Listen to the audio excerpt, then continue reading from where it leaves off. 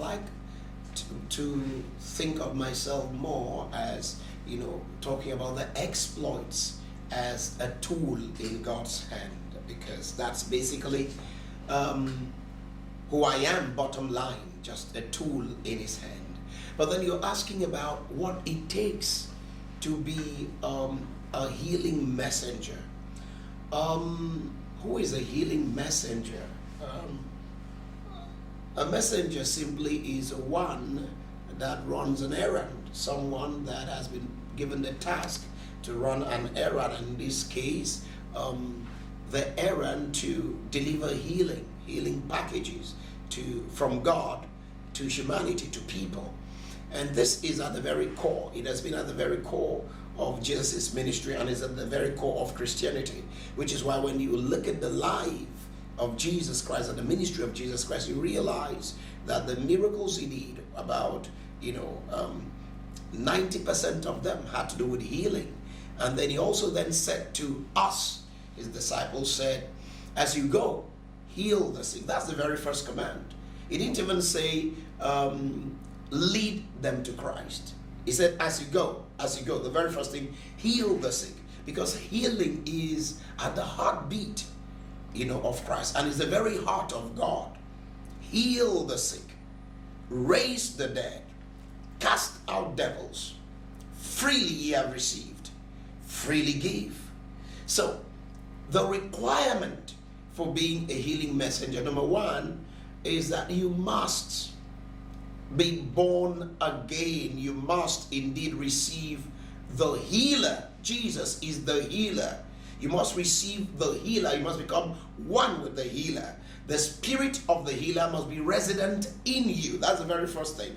You must be possessed of the spirit of Christ. And the spirit of Christ is the spirit of healing. Is the spirit of the healer, the master healer. You must be possessed of that spirit. But then number two, and very important, is that you must become a person of love. There is no talking about healing without a heart that genuinely, deeply, passionately, infinitely cares for others. You must be moved by the pains, by the hurts.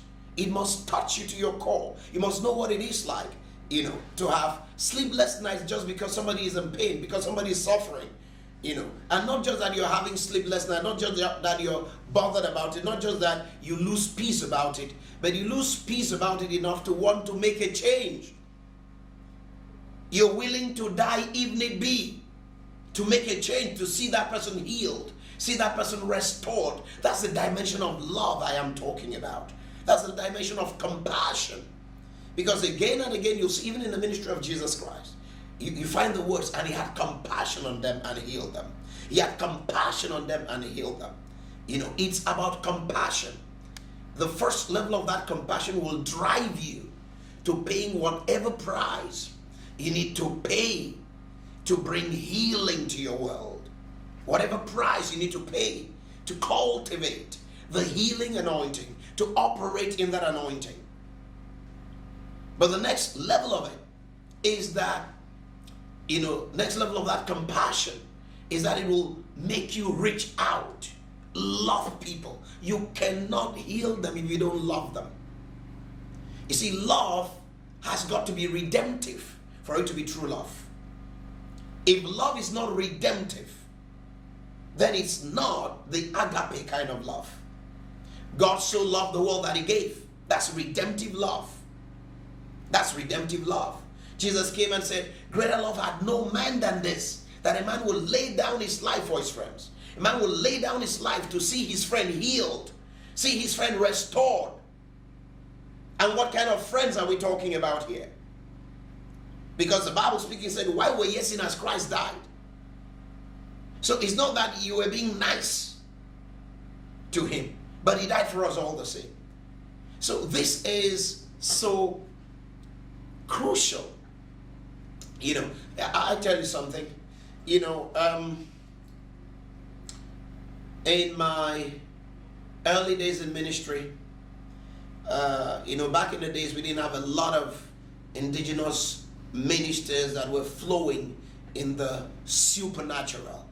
So most of the people who will come and all meetings and crusades and packed the stadiums where, we're from outside. We had the T.L. Osborns of this world, we had the Ernest Angelis of this world, and later we had the Reinhard Bonnke's, and then we had Benny Hinn coming in for crusades. And then whenever these meetings will take place, you'll see how that, we will go to our villages and bring our great-grandparents, our people and all of that to whatever city. We'll travel, and bring people from everywhere.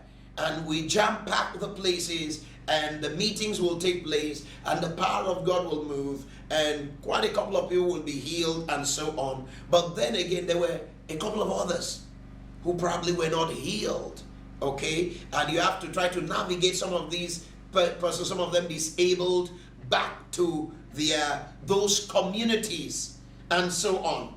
And I lost sleep for many months because I wondered, I said to myself, so now, if this man of God came, and held this crusade, only God knows when next another one is going to come.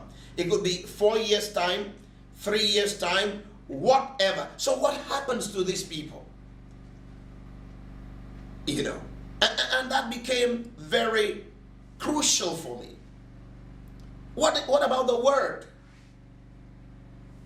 Is Jesus no longer saying we should heal the sick, raise the dead? So I've never known how to be comfortable in the midst of pain, in the midst of people suffering, in the midst of a society, my environment, or anything about me for that matter, because it transcends just, humans, things going wrong with people, like those who will talk about my passion for Cross River State or the nation Nigeria, or the world at large, that things are wrong, whether as it has to do with the society and the environment. It's the same thing.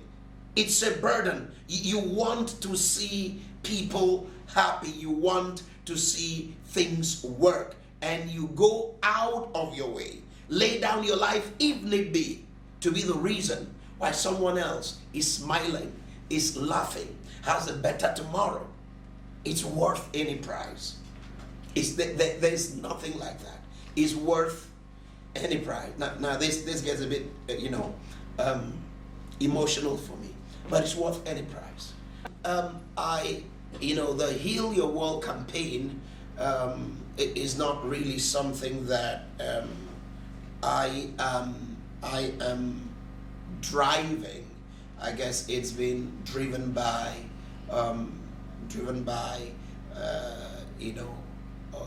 my sons and daughters in the faith, our partners and people who have come to appreciate and celebrate us as the healing messenger. And when they paid me a courtesy call and they told me about their theme, their celebration for the year, Heal Your World, and which they said is inspired by my life and what they've seen me do. So for me, I think that I find that on its own very fulfilling. It's satisfying to think that whatever God has done with us, is has crystallized to a point where the people who follow us, the people that we've been privileged to mentor and pastor, have taken it up as a campaign to actually bring the healing movement or touch to their world. But here is my understanding of that. Everywhere you turn, people are sick, things are wrong, and God put us on planet Earth as solutions. We are not to be the problem, we are to be the solution. And everybody is a healer of some sort. You don't have to be able to cast out devils, which of course every believer can and should be able to do. It's not until you're able to raise the dead, which of course again is a mandate which any believer that cares can press into. But in our own way, we all can bring healing to our world, to our environment, by simply, working to alleviate the pains, take away the suffering, that we find in people's lives around us, in our environment, simply making our world better in one way or the other, no matter how minute. Every one of us can. Every one of us can. In our own little way, there's something we can do just to put a smile. Have you seen it happen before? That sometimes maybe as a mother, as a father, you could have been frowning, or you're having a hard day, and maybe your child or your friend just comes by and makes you smile, all right, and is able to deliberately and intentionally make you smile, relieve you of the stress for the moment. That's some form of healing right there. But for it to work, we must take responsibility. You see, a healer is that person that makes it his business to see some other person, to see the environment or society become better. So it's not just, somebody's sick. It's not that, oh, that's his sickness, this person is sick. No. It becomes your sickness. So now you want to see the sickness go. You want to see the problem solved. You want to see the society become better. You want to see a poverty-free world. You want to see an environment that is free of pollution and contamination and the dirt and so on and so forth. So you take responsibility. You pay the price. You do something. So you are no longer looking at the problem as that person's problem, that community's problem, that family's problem, that business's problem. It becomes your own problem. This is my challenge. This is something I will not rest until I'm able to do something about it, no matter how small. And that's really what life is meant to be about. Life should be about others, not just you. Now, what's my message? I think that if there is ever a time everybody should be a healer, it is now. This is the time that everybody should look out, for the other person.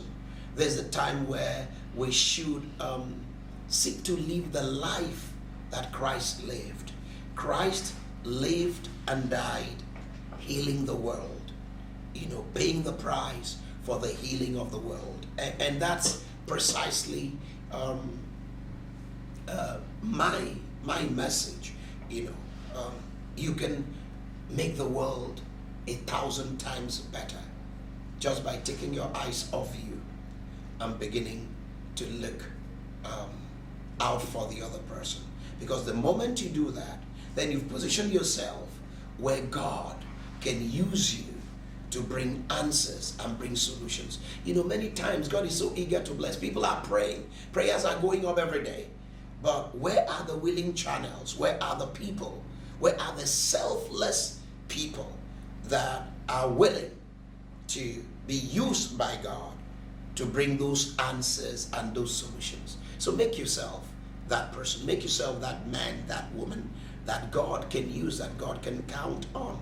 And through you, let tears be wiped away from the faces of men. Through you, let the society become better. Let your state, let your nation, let the world around you become better. Thank you. Thank you very much. This is a beautiful year for me.